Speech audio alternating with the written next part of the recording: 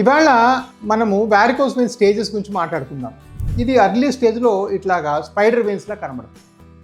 Second స్టేజ్లో ఈ veins ఉబ్బినట్టు కనబడుతుంది. థర్డ్ స్టేజ్లో కాలు వాపు, కాలు కొంచెం కలర్ మారటం కానీ, కాళ్ళ నొప్పులు కానీ, దురదలు కానీ స్టార్ట్ అవుతాయి. ఫోర్త్ స్టేజ్కి వచ్చేటప్పటికి కాలు ఆ కింద భాగం అంతా కొంచెం బాగా అందవికారంగా తయారయ్యి నల్లగా తయారవుతుంది. దాని తర్వాత స్టేజ్లో కాళ్ళలో పుళ్ళు పడతాయి, 5th and 6th స్టేజ్లో. సో మనము అన్ని స్టేజ్ల్లో కూడా ట్రీట్మెంట్ చేయగలం. ఈ ఎర్లీ స్టేజ్లో మనం క్లాక్స్ అనే ప్రొసీజర్ చేస్తే మీ స్పైడర్ వెయిన్స్ వెళ్ళిపోతాయి. ఈ స్టేజ్లో చేస్తే మనం లేజర్స్ చేసుకోవచ్చు. కానీ మీరు ఈ స్టేజ్లో నెగ్లెక్ట్ చేసేసి ప్రాబ్లమ్ని వదిలేసి ఇలా పుండు పడిపోయినంత వస్తే మాత్రం మీకు చేయడం చాలా కష్టతర సాధ్యం అవుతుంది. మీకు కనీసం 10 సార్లు హాస్పిటల్కి వచ్చిపోవటం, కాళ్ళు కట్లు కట్టుకోవటం, కాళ్ళకి రకరకాల ట్రీట్మెంట్ చేయడం, కొన్నిసార్లు చర్మం మార్పిడి చేయడం, కొన్నిసార్లు అది తగ్గపోయే అవకాశం కూడా ఉంది.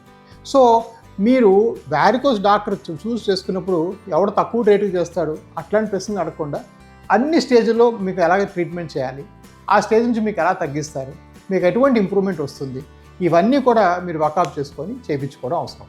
Thank you so much.